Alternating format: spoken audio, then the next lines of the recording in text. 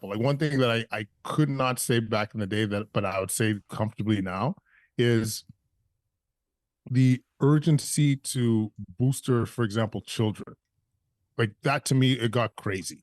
Like you're basically looking at studies at the time, like there's the different safety profile for some of these, but you got 2,000 kids that you vaccinated, and you'll be like, okay, you're good to go with a low risk group. And then you're hearing about the myocarditis for males, especially the 18 or 16 to 29-ish, like seeing that and being at risk of being canceled just for mentioning myocarditis. It got so crazy. And like, let's be honest, every medication has risks. Okay. And you're right to say that at the beginning, yeah, we're all, I mean, give me my vaccine or what have you. But as the virus mutated into something less deadly, I'm like, folks, the urgency is not there. And so there's nothing wrong with asking about that risk reward. Like there's a bunch of posts with autoimmune diseases that it's going to be exacerbated potentially by getting that booster or whatever. And people that are wanting to actually be wise and do a cost benefit analysis for a treatment are getting canceled or shamed. And it's like, it doesn't make sense.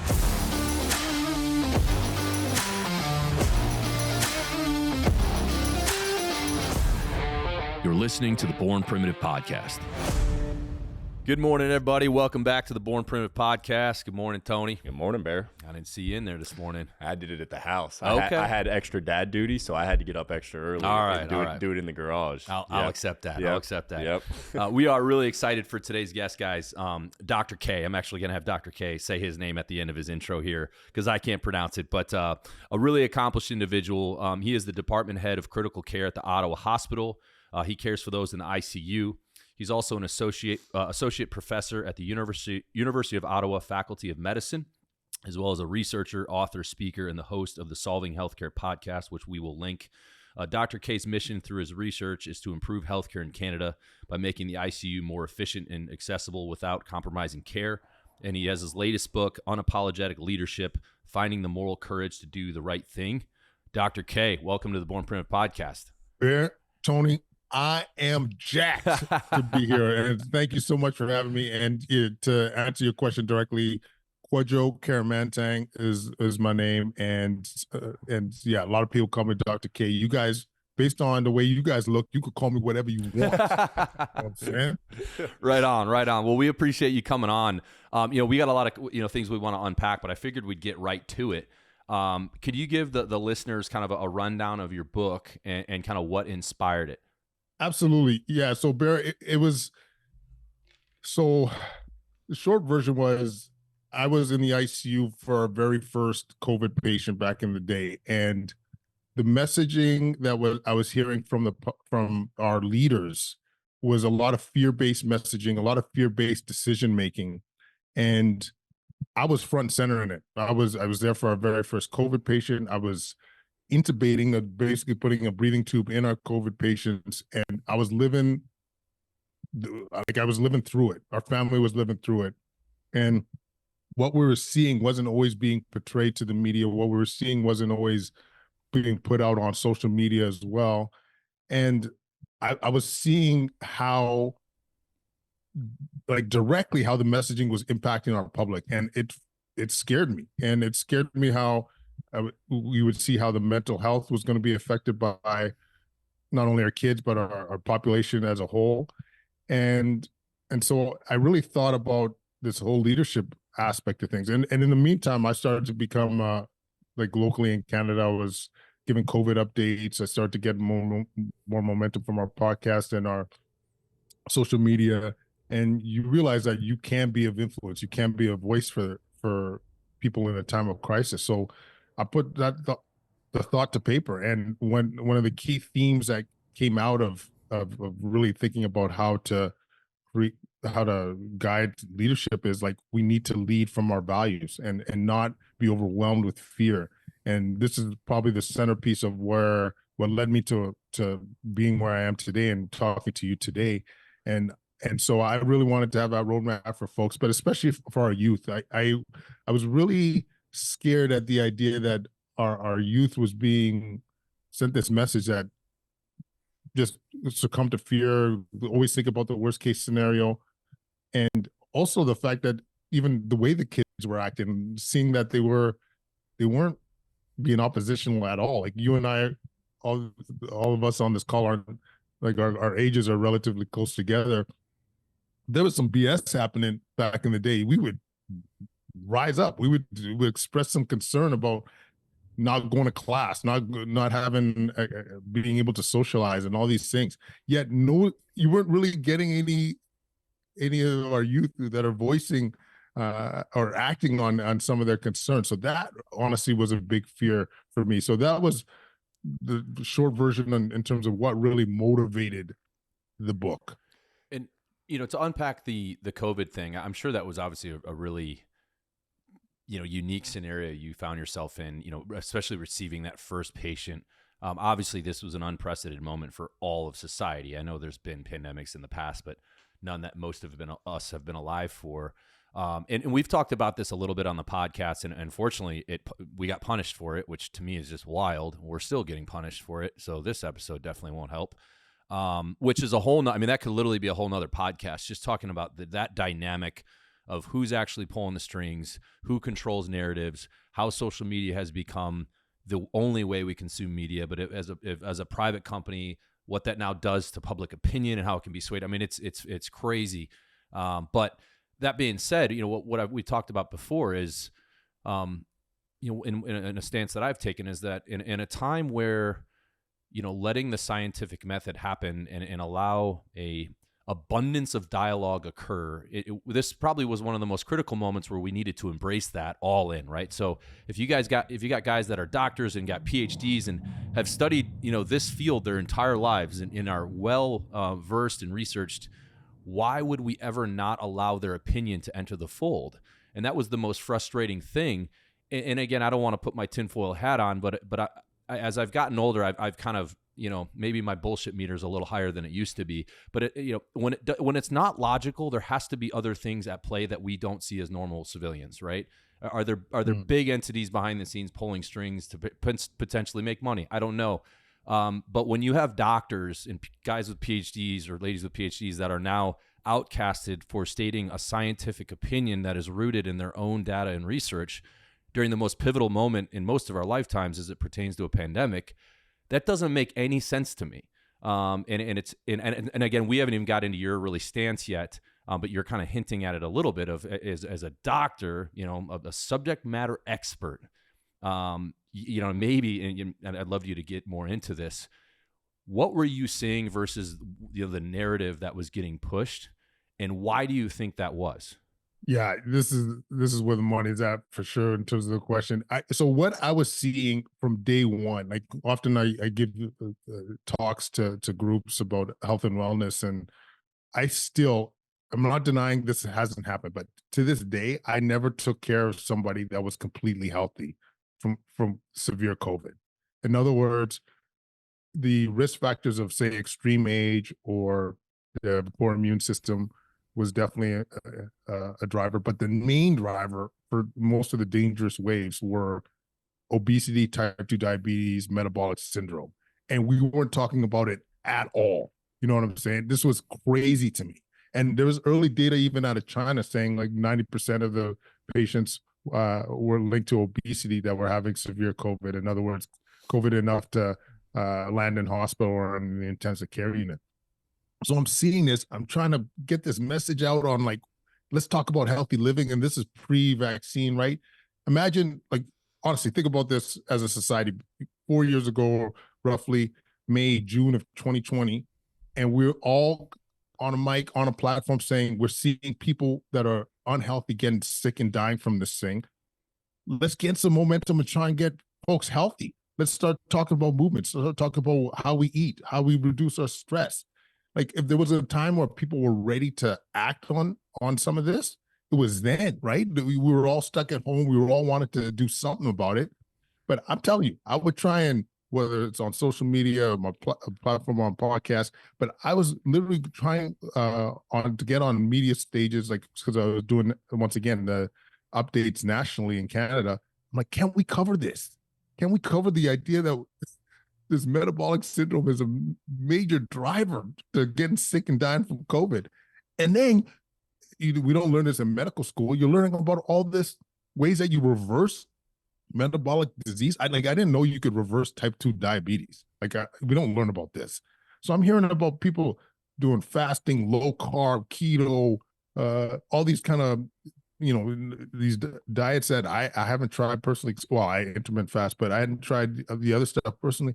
And the results you're learning about how quickly people are reversing the metabolic disease. I was like, what? Let's get the word out, folks. Let's start let's hype this up. But there was no bite. And this is where I was getting frustrated big time. And did you receive, because how you approached it, I think, is what most people can relate to, is like new knowledge came in and you were like, hey, people need to hear this. This has the potential to help people get better. Yet a lot of times, and I don't want to, like, you're there, boots on the ground. So mine is coming from a bit of a stance of ignorance, but in saying that, like, it does feel like part of the medical industry has become like almost ideological in their belief system, that like you presenting that, saying, hey, these things, like, we weren't taught, but guys, these things might actually be the solution to what we're solving, because that is outside of the lexicon of what they're used to using to solve issues. It gets not only disregarded, but almost put into a bucket of like Bear said earlier, like, you're a conspiracy. You don't know what the hell you're talking about. When in a moment like this, it's like, hey, vitamin D, get outside, move more. Let's focus our attention on those people with those pre-existing conditions. It wasn't being talked about. So that's a long-winded way for me to ask you, you were out there trying to talk about these things, and it sounds like you were getting ignored, but were you also getting pushed back in this, like, from an aggression standpoint of like, hey, Dr. K, like, watch what you're saying?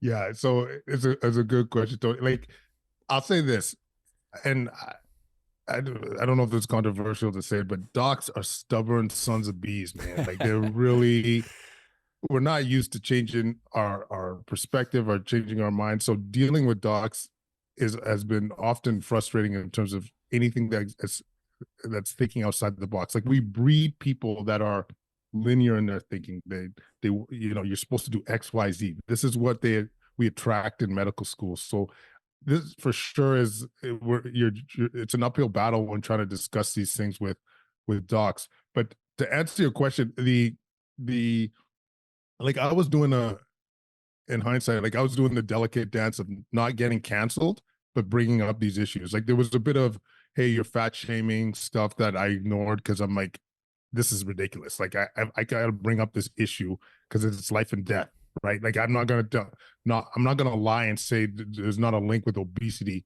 and death, especially when you saw how horrible a death people had when it came to COVID. Like, there was a sense of duty there. But where I got the most heat, and our family still has a little bit of PTSD about this, was around school closures. Like, I was a big advocate about keeping schools open locally. And I'm from an area in Canada where we had the longest school closures in Ontario. And so I was very front and center about saying the detrimental impacts of that. And we got tons of heat. We got attacks on our family online. We got threats to my job. That's where we got the most, unfortunately, difficulty. But I'm a father of 3. There was no way I was not going to express concern about something that was so obvious. And Doc, just from obviously your standpoint, being a subject matter expert in seeing this, I'm guessing that was rooted in the fact that you realized firsthand that kids weren't really at risk, and that it was not worth it, all these closures, because the mental health effects, and them not being in school and being socialized and all these things, and they're isolated. That was far worse than the very, very, very small sliver of a risk that you all had identified. Is that accurate? And why do you think, like, the Canadian government and in our government, like, why didn't they embrace that medical viewpoint? Like, that's why I scratch my head. It's like, we're all on the same team, So why did it come to that? What was their actual motive? Because there had to be smart dudes like you briefing these people, I would think, right? Yeah. Honestly, Bear, like I could feel my blood pressure go up right now, like just thinking about it, because it was, to me, it was crazy. Like, I'll give you everyone a first pass on the first wave. Like, we didn't know what the hell, everything. But as you mentioned, it was very clear early on kids weren't at risk. Like, to put it in perspective, like, where are you guys recording this right now? Virginia Beach. Virginia Beach. So say if you're driving your crew 3 hours away, like a car trip, 3 hours away to a destination with your kids in the car. That was more dangerous than COVID was. Like, just facts to our kids, and we ignored this. And the thing is, the nature of my job as an ICU doc is I gotta look at things holistically. This is one of those specialties where you can't, like, I'm not a heart specialist where I'm just focusing on the heart. Whereas if you come to an ICU, I gotta make sure all your organs are being accounted for. So your kidneys, if this medication affects your kidneys, how's it going to affect your heart? How's it going to affect your lungs? How do I balance these things?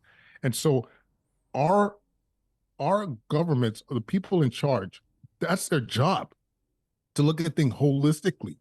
And so when you know that 98, I'm using that number randomly, 98% of the population had little to worry about, or whatever the actual percentage was, and the least by far, thank God, was our kids. Let them live, because all the, as you mentioned, all this stuff was very predictable. That you telling me a kid that is 2 years old that is masked is not going to affect their socialization, their speech, their future. The kids that are teenagers that are losing their grads and so forth. When, once again, we know you, for example, you're not going to get COVID outside. Okay, like, this is, I still to this day have not been convinced of a transmission that occurred outdoors, and we didn't embrace that. Put the kids outside for their grad. Let them feel human again. And we ignored this shit. Like, this to me was crazy. And this is, once again, when you, to answer your question directly about why we were doing this, is fear-based decision making. I don't want to make the wrong call. I don't want to have that one kid, or the kid that had a negative outcome, on my shoulders. And it just got way too far. And the other part of it too is people that were making the decisions often they had nothing to lose, right? Like, they were able to have their Zoom meetings. Like, I live in Ontario, or in my city, it's not 70% government work. So you're getting paid no matter what. You're getting paid whether you're working or not on Zoom. So I'm comfortable with the status quo. Whereas if you made those people uncomfortable, if you knew their paycheck was going to be affected by all these closures and such, different decisions were going to be made. And one of the things you kicked off with when Bear asked about your book is kind of regarding value-based leadership. In those first, let's go back to the first wave. When that hit, you obviously at some point were willing to kind of cut against the grain, which you've been speaking of like, hey, something isn't sitting right with me. I'm going to go speak out about this. Did you have any thoughts initially? Like, did you find yourself kind of falling in order as far as like whatever kind of the group think that was happening? And then did you have to make a conscious decision, or is that just who you are to the core and there was no hesitation at all when it was time to make that decision? Oh, I was the soldier. I was following direction the whole time. Like, at the beginning, like, there was so much information about how scary this was. We were right on. We were aligned. We were following the rules. We were, it was an area where I felt like we were still learning, but things became pretty clear as we start to gain experience that, hey, we really should rethink this a bit. Like, when I was seeing not healthy people, when I was seeing that we were able to protect ourselves early on, it is funny. Like, I was just doing an interview before this, and it was probably about 2 weeks in, or a week in. My wife and I were sitting at the kitchen table, and Tony, like, I'm a bit of an instinctual person. Like, I like to lean on my instincts a little bit. Like, people don't like to listen to their gut often, but to me, my gut has served me well clinically and in life. And my wife is very analytical and likes to make sure we cross all the T's. And I remember after a week or two of the pandemic, I looked towards her, I'm like, Kathy, something's not right here. Like something doesn't feel good about this. Like I know they're telling us 2 weeks. I know we're telling us that this will get better and the schools should stay closed. And I'm assuming they're right or whatever, but doesn't this feel wrong? Doesn't it feel icky? And man, were we ever on point with that one? Holy cow. It's interesting you say that because I had literally these in our kitchen, the same exact conversation. Now, my fiance is a very intuitive thinker too, and we both were in agreement on it, so she wasn't pushing back. But literally, probably about at the same time, we had that exact same conversation of like, hey, something seems a little sketchy here. And my question would be from there, because we actually talked about this, I think it was 2 podcasts ago, in a similar kind of vein of conversation, and I would love to hear your thoughts on it. Is I kind of have a hypothesis, and I don't think it's unique to me, is that like when you take extreme ownership for your body and your health, these things stand out more, and you're not as willing to fall into a fear mindset as if you're dependent on systems or and not medications, because of course, and you know this, there's a time and place for those as well. But I would love to hear, what do you think allowed you to have that intuitive thought, even as a doctor too? You're the person that probably, if anybody, should have been just kind of falling in order with the mainstream narrative, because you were there, kind of with your boots on the ground. But what do you think allows for you to have that intuitive sense that like something's not right here, and then also have the courage to speak out against that? Is that an upbringing thing, or is that something you think can be developed even as an adult? Yeah, I love this question because it's once again, I come from a field where we were not really told to listen to our gut instinct. But I do think Tony, you're onto something with the like the extreme ownership of your health and being very and taking that very seriously and taking your fitness and wellness seriously, because to do that exercise you need that a bit of that intuition in general when it comes to, hey, is this a recovery day? Hey, can I push that extra set? Hey, um can I get that PB today? You're listening to, there's something in you, right? There's something inside you, and you have a level of resilience that most people don't have. Like I see it, I even see it with our patients. So those that have taken their body seriously and that are into fitness and health and wellness, that they do better and they overcome because of that background, that resolve. But when it comes to the instincts side of things, I'm not sure where that came from. Like my parents weren't, we didn't talk about this or what have you, and maybe it's just a bit of introspection on when you have those strong gut instincts, how what the results have been. Because I'll tell you, even just from a clinical perspective, I've been in these situations where I'm like, the logic is telling me this, but there's something, I feel like there's something missing. I feel like we need to do this CT scan, and you're right, like and it's life saving. And so there's been that maybe a little bit of the introspection when it comes to that, for sure. But to your last point, Tony, about the resolve to speak up, I think it comes from being, not to get too you know uh bring up race all the time, but being like a black kid that grew up in a very Caucasian environment in Edmonton, Alberta, Canada. You and parents of first generation immigrants.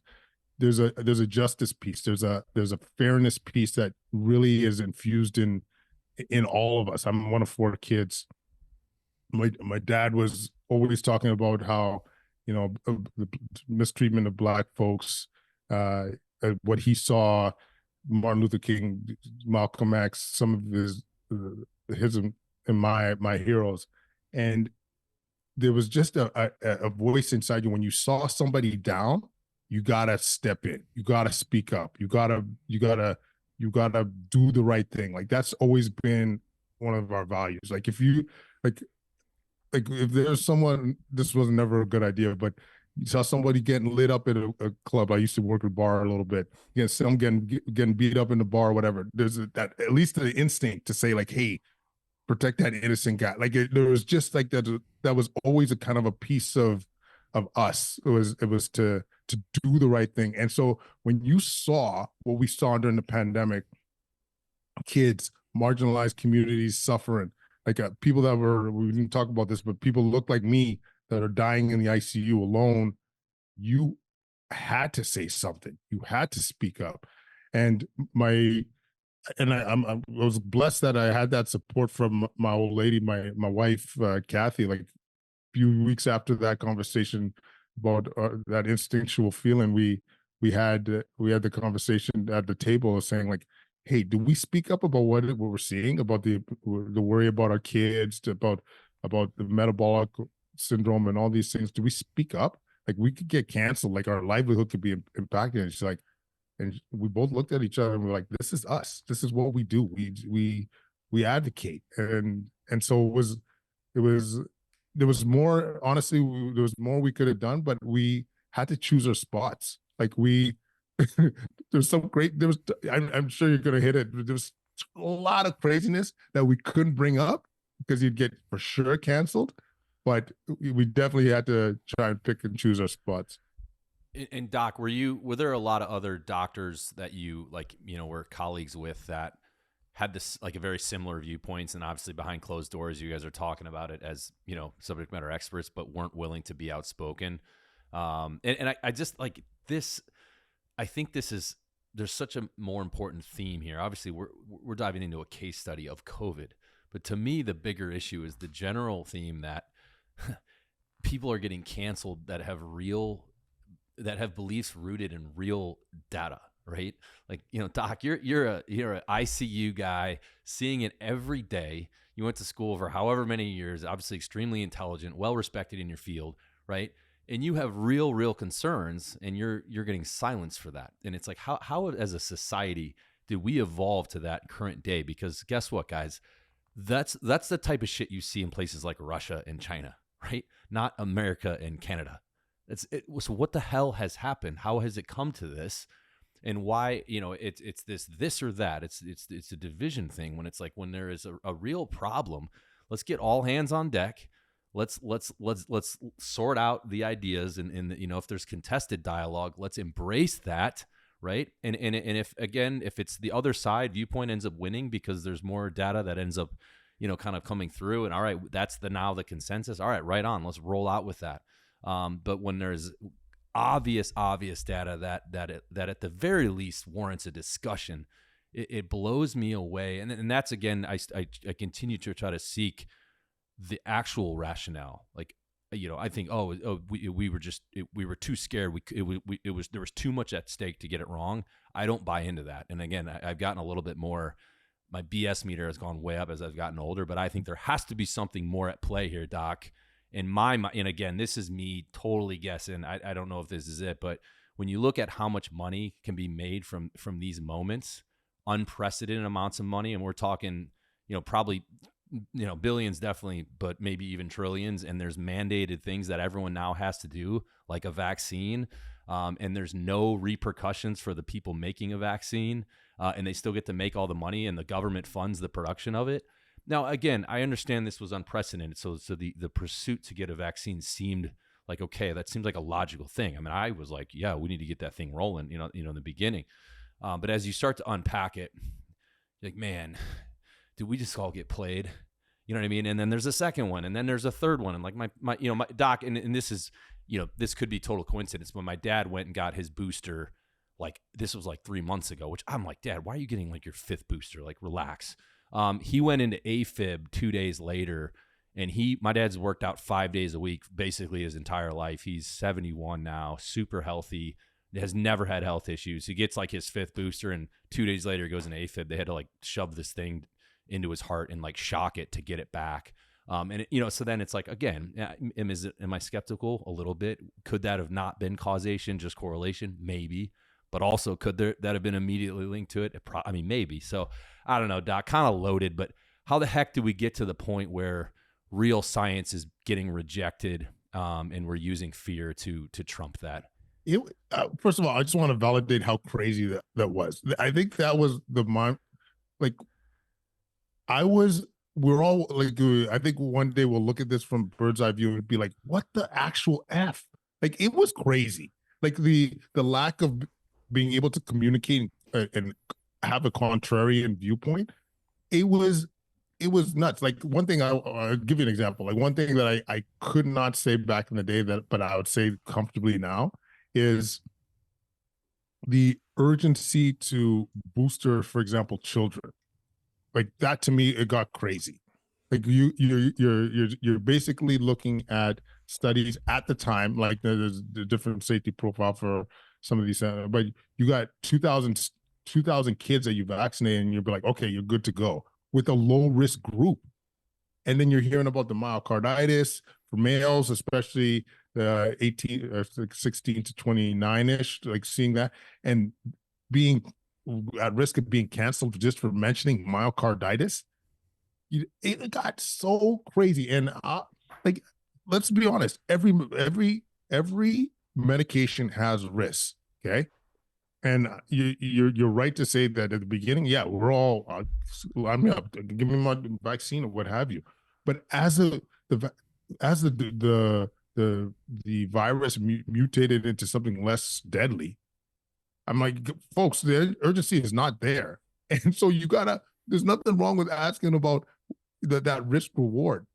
Like, there's a bunch of posts with autoimmune diseases that it's going to be exacerbated potentially by getting that booster or whatever. And people that are wanting to actually be wise and do a cost benefit analysis for a treatment are getting canceled or shamed. And it's like, it doesn't make sense. And you know what else? I'm just getting a little testy here, but what pissed me off, okay, was from my perspective, I'm just going to paint a picture of our life when we were getting bombarded with COVID patients, right? I'm sleeping at the hospital, like doing 30-something hour shifts, seeing people die and go through agony, and seeing a burnt out staff, and it was heart-wrenching. And so I did not want to see any more people get sick and die of COVID. But do I think people should have autonomy? Do I think people should be able to make decisions for themselves? Absolutely. Where are we living? Like, should some people have the right to ask questions about what they're receiving? Why not? We're in North America. And so if I'm saying this as a person that their life gets miserable if we get inundated with COVID patients, why am I the unicorn? Like the white unicorn. What? Like, why? Like, it doesn't make sense.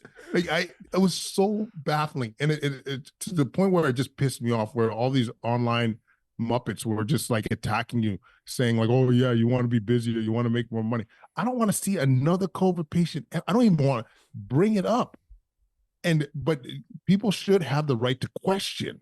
People should have the right to look at the data and say, hey, my 22-year-old shouldn't get a third dose because I'm hearing about myocarditis. And even though it's relatively rare, but if my kid is an athlete and now is out of commission for not 3 to 6 months because of this, I think that's a reasonable thing to be able to ask. I mean, come on, man, it's crazy. Sorry, I get a little bit jazzed up about it just because it's like we just lost our minds. Well, we lost them. I think what's so cool for me, and I think Bear would agree with this, is like us dum-dums, saying Bear and I, like, we talk about this thing, but we're not a doctor, and we weren't in an ICU seeing it firsthand. So to hear your perspective on it, and to see that there is a resonance between kind of what we were feeling as the everyday person and then what you were feeling as somebody actually seeing it is really encouraging. And of course, I've heard, and I know Bear has too, you hear other doctors who kind of went through something somewhat similar to you, which is just good, because like, even I know myself and my fiance, like, there were friendships, there were family members that were mad at us because we weren't making the same decisions they were. And of course, we were never trying to puke our viewpoints onto them, but it's going to come up in one way or another, even if it's just like getting together or going outside together. As you mentioned earlier, like, we were willing to do those things, but we were almost outcast by certain individuals. So love to hear that. I think I'd love to broaden the conversation a little bit and kind of drill into something you said earlier when you said, I think we'll look back at this and kind of shake our head almost like it was a dream. Like, what the hell did we do in 30 years or 40 years when they're even 100 years when they're studying this in a textbook? I think they're going to be like, look at what these idiots like fell in line with. But where I want to broaden it and kind of hear your opinion is that the kind of the healthcare industry as a whole, and I know this is like your podcast is solving healthcare. To me, the healthcare system should be a way, and we talked about this earlier with kind of your intuitive sense, like the healthcare system should be a support system in order to get your kind of innate regulatory systems back in line. So if you're out of balance in one way or another, you should be able to lean on doctors like yourself. And of course, you're an ICU doctor, not like a general practitioner. But you should be able to go there for help to get whatever ailments or things you're dealing with solved, or at least get some insight onto them. Where my question's going, and it's going to be a loaded one, I'll already give you that, is that it feels like not only are we as individuals completely disconnected from how to regulate our systems, and when I say that systems, I mean like sleeping, eating, finding rest, finding even things like love. We're completely disconnected from those systems. Then the second part of it is I see very few doctors. It's usually individuals that have just done a ton of self-research and are wise, not in like a wise and not an academic way, but in a self-development way that can actually help get answers to those questions. So what I would love to hear your opinion on is, are you optimistic that eventually, because I am, and maybe it's a delusional optimistic, is that eventually I think a real healthcare system will look like that, where you have wise individuals who have done the self-work on themselves and the reflection enough that you can go in with, whether it's a gut problem or even a mental health problem, and you have somebody sitting with you, not just writing you a prescription, but sitting with you, looking and talking with you to really start to pull back the layers as to what the hell might be going on.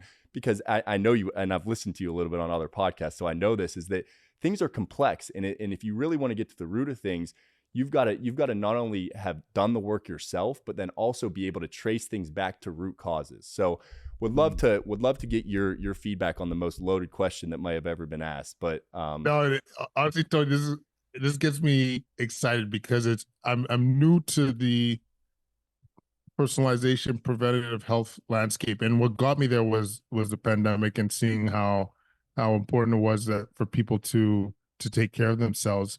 And just as a background, you're right. Docs, we're trained for the acute care system, the sick care system. We're trained for when you come in with your heart attack, stroke, we could help you navigate through it. And obviously that's super valuable and whatnot. Of course. But because my research interests, I look at ways of making the healthcare system more efficient. And the big aha moment for me was, it's prevention. Like if you could, I'll put you guys on the spot. Actually, if you came in and these are Canadian numbers, but U.S. numbers, I'm sure aren't that far off. If you came in one person with a COVID infection landing in the ICU, how much do you think that costs that system, the system as well? I would guess just one person. I would say 50,000 Canadian. I would say 20,000. 50,000 Canadian dollars. Oh, you nailed it. 53,000 Canadian. Hell yeah. Hell yeah. That's amazing. I'm even running local currency over here. 0.71. Yeah, that's right. So what the aha moment for me was like, what if we invested in prevention and said, like, you know, think about what you could do with that 53,000 if you avoided somebody being admitted to the ICU, or a couple or three. There's so much money you can invest in getting people healthier.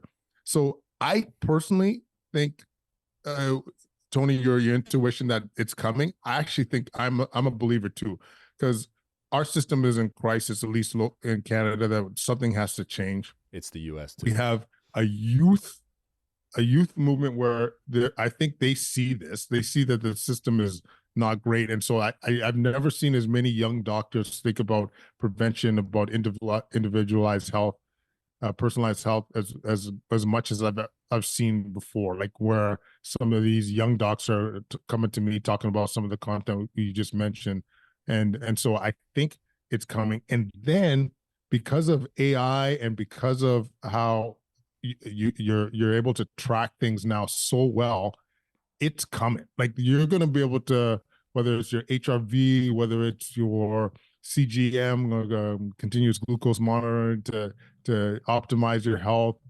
There's going to be all these tools available that will tell you before you even feel like crap that that you need to optimize things. And so the future is coming. I think there's going to be momentum there. I'm excited about it. I know our research group is trying to get as much involved in it as possible when it comes to personalized health. Because honestly, Tony, one of the things, not to go off too much on a tangent, but even at a high level, when we look at research projects, like when you see something cited in research, it's never, no one asks the question. So say for example, should you use aspirin for prevention of heart attack, or if you have a family history? We don't ask the question, like the way that the research is structured is you take 20,000 people, you give them aspirin, and then see what happens, right? But we never ask who is more likely to benefit. We don't ask, hey, is it that person that their hemoglobin A1C is like slightly pre-diabetic, or they rarely get their 10,000 steps in? Like, we don't look at the personalization to say, like, okay, the general public won't benefit, but Tony, because you have X, Y, and Z factors, you would benefit.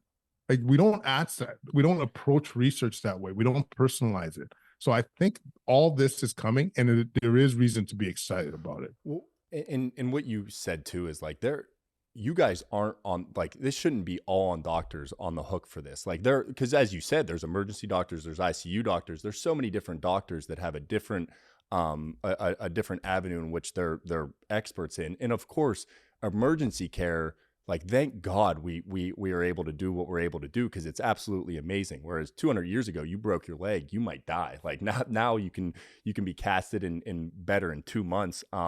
But I think the broad education of it, and this goes back to, like, in here, this could be a whole nother podcast too, is like educating our youth on these principles. Because what I have found is you can go down the biohacking world, and there is a time and place for that. Technology is great, and there is a time to integrate those into learning how to better regulate yourself.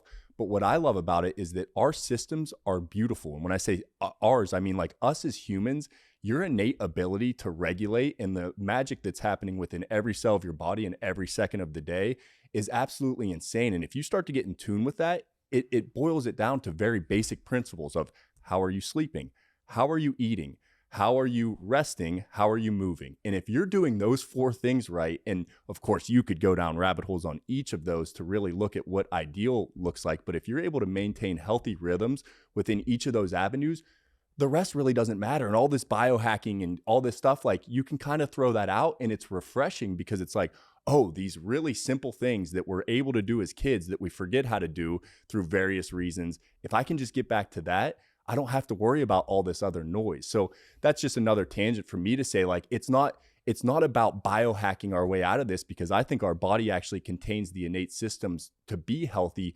We're like, we have like amnesia as a species right now, but I see people starting to wake up to that fact and kind of take back ownership of kind of their own bodies.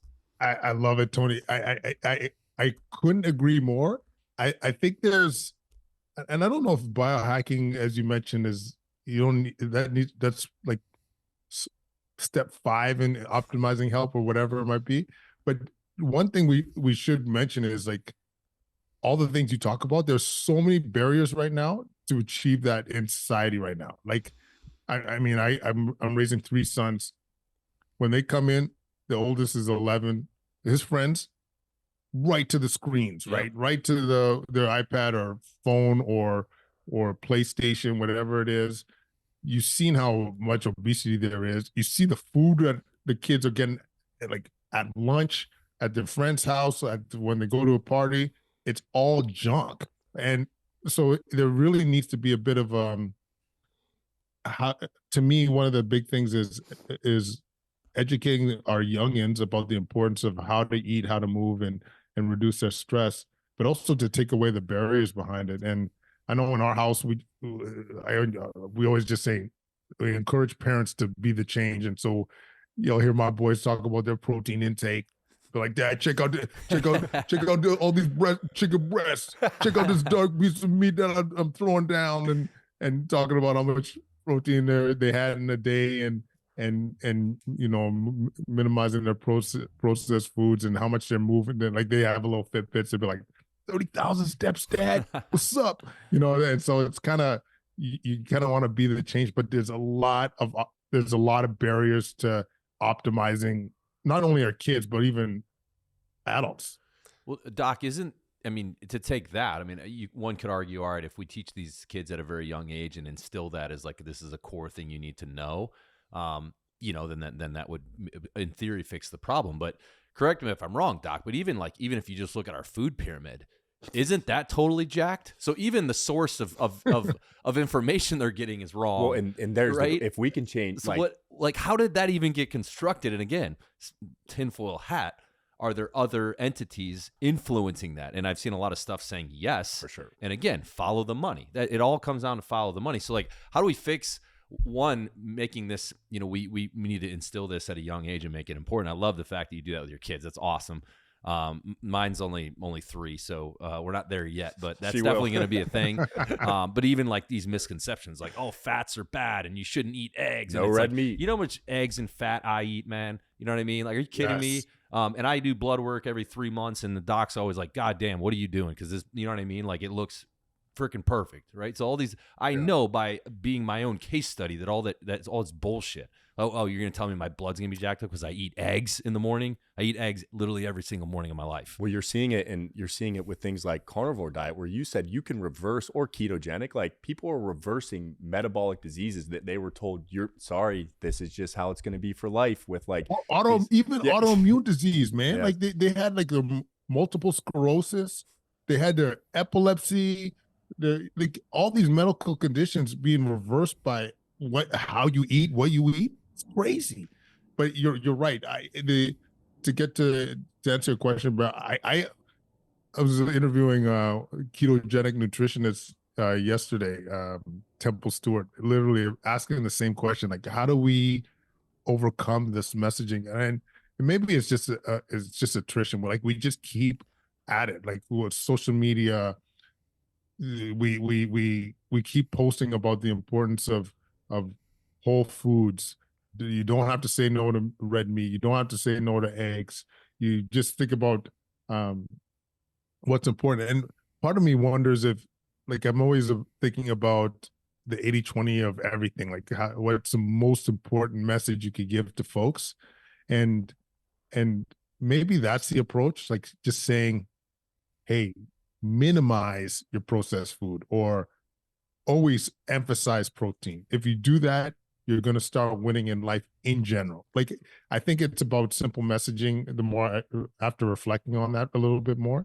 But I do wonder too if the some of the recommendations will pivot after a while, because all you guys do is like put a picture of somebody that's eating, put a picture of the people that are abiding by the food guidelines, picture in their blood work, whatever you want, and then take a picture of somebody that's eating like more holistically, and see what you see. And people are coming around, I think, but it's a big struggle for sure.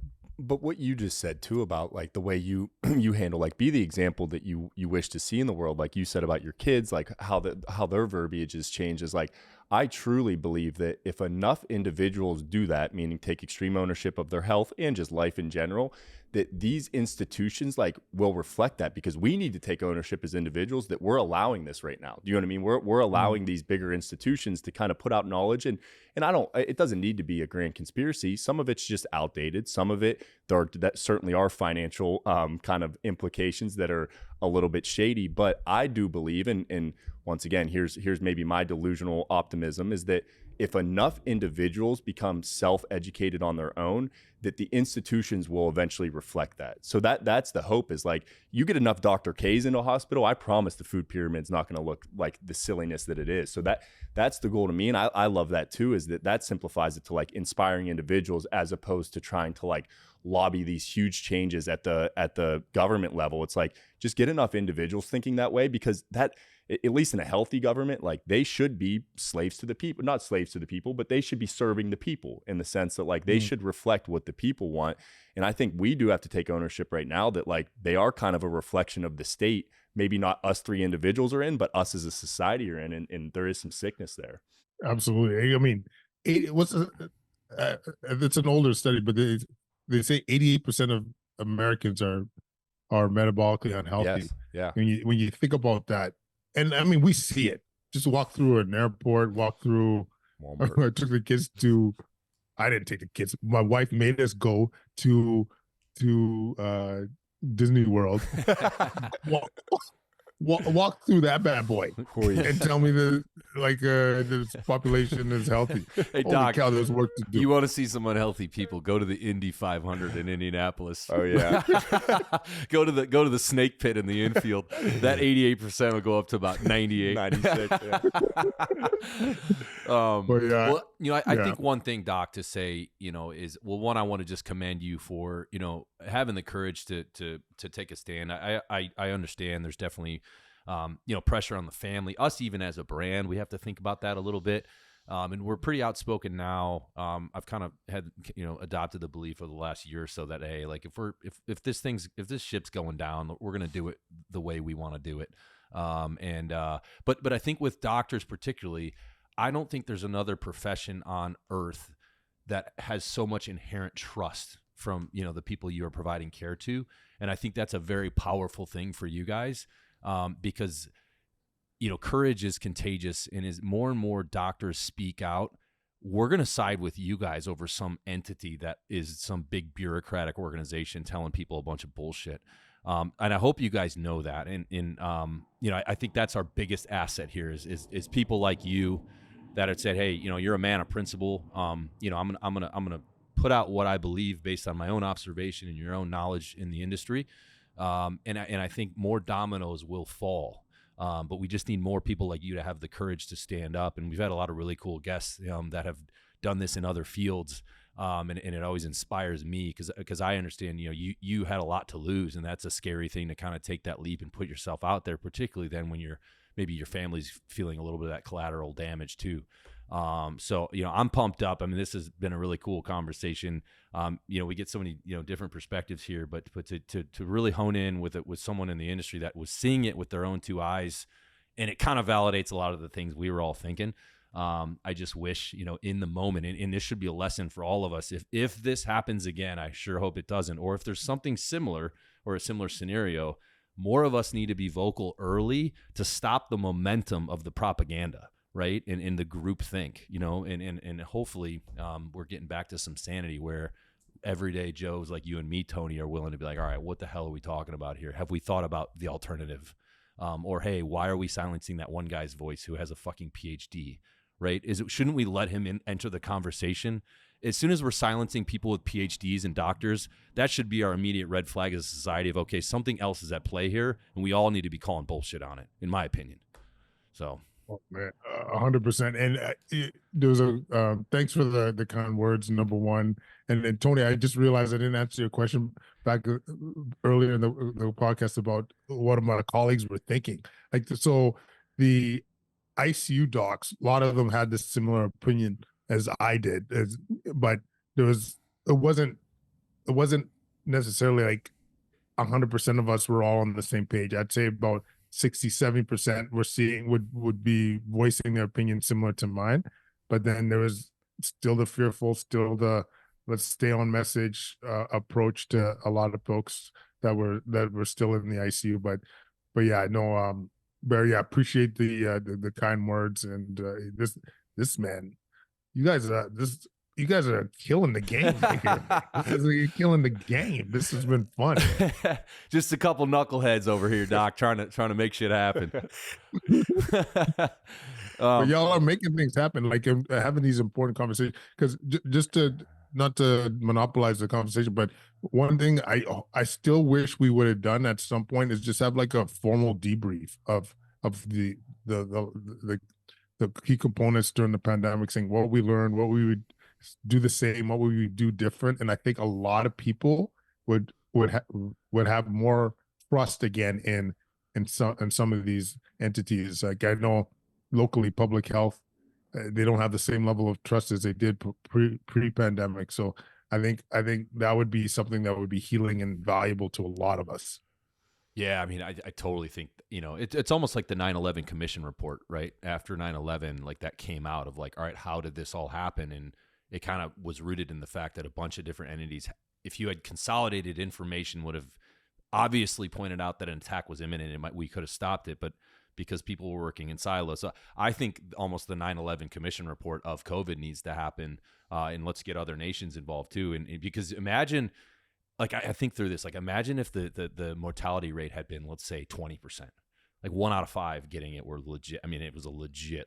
I mean, imagine just the panic and pandemonium that would have ensued. And that's not meant to be a scare tactic, but as fathers and as people that are, running households, definitely reflect on that a little bit. Because even I thought about that. All right, had that happen, and now the food supply, became non-existent and this and that, what's the move here? And it's on us now. So not to say we all need to go build like, bomb shelters and shit out in the woods, but I do think a debrief was warranted, and I would be curious, hopefully that's one of those debriefs where it's, all right, let's all acknowledge we kind of screwed this one up, and it's not, they're not going to try to guide the narrative and say, oh yeah, we killed it. And like at that point, it's not even worth doing a debrief.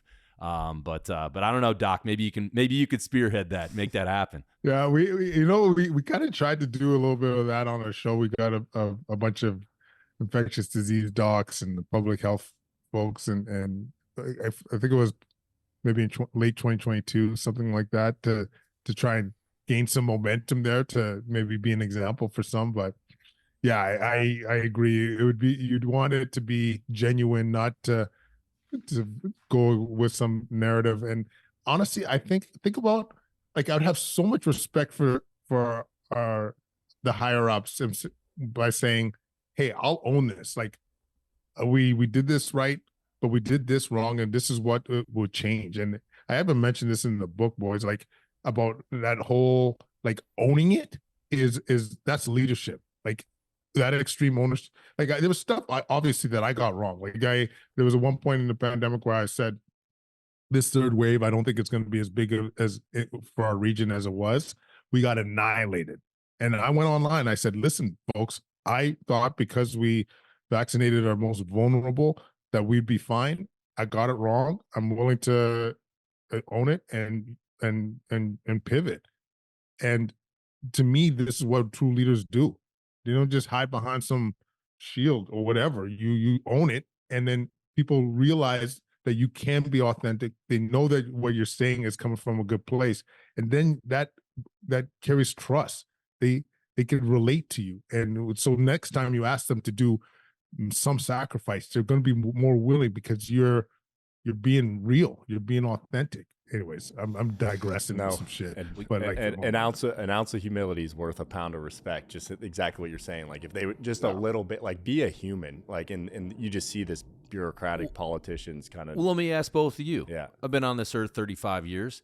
Have any one of you ever seen a politician own a mistake literally in your entire life? I'm being dead serious. Yeah. I'm not being that sarcastic. Doc, have you ever seen a politician go on a press conference and you say, you know what? I was wrong on that policy decision. The other party was right and I got it wrong, and hey, I've changed my view. Let's go with that viewpoint. Has that literally ever happened? I don't think so. No. So we shouldn't be holding our breath. But, it was refreshing. There were some candidates, like even RFK, Vivek, like I saw them on podcasts do that. And that's why I think a lot of the younger generation is inspired by those candidates, because it's like, finally someone that's not just this pundit kind of giving the talking points that their party wants them. It was like, oh, these are real people, the same way we just had a really awesome conversation. It's like, these guys are having real conversations. Do you know what I mean? So I do think it's similar to like the dot you said, like the old heads, you're not going to change them. Yeah. There is a younger generation though that I think is coming up that realizes, like, even if it's selfish, like, hey, that's the way to resonate with people, is to just be honest and be a real person as opposed to a robot. Well, and honestly, in the take the presidential debates, for example, that's a case where no one's ever definitely not going to acknowledge a mistake. Yeah. How powerful would it be if the other candidate hits you with a hard question of something you're legit right. screwed up, and you're like, you know what, you're totally right. At the time, here's the data I had available. these were the people that were advising me. This is why I made that decision. But hey, in hindsight, your party's viewpoint was actually spot on. And I totally agree with it now. You would totally disarm the other person, and you'd have 100 million people be like, holy shit, this guy's believable. Yeah. He's humble. Right. So yeah, I mean, we're off a tangent. Well, You're totally right, Doc. The one times I do hear some politicians own it is when they get caught with a stripper. Yeah. You know Yeah. what I mean? Nice. That's Yeah. When they're dead in the water. All right. Well, Yeah. we'll let that one slide in then. Well, Doc, anything else? That's what he said. Yeah, there you go. Right. Anything else you want to plug, Doc? We appreciate your time. Oh man. Where can we find you? Where can we find you? Once again, really, really appreciate the opportunity to come on and to talk about these important issues. Podcast Solving Healthcare. We're on all social media at Quadcast, KWADCAST. The book is Unapologetic Leadership. You'll find that on Amazon, and we're just going to continue to kill the game, folks. Kill the game. Love it. Well, thank you so much, Doc. And for the listeners, we'll put all that in the show notes so you can easily access it. But we appreciate your time, Doc. I know you're a busy man. Keep fighting the good fight, and you got allies here over at Born Primitive. So thanks again. Thanks so much, boys. All right. Thanks, Doc. See ya.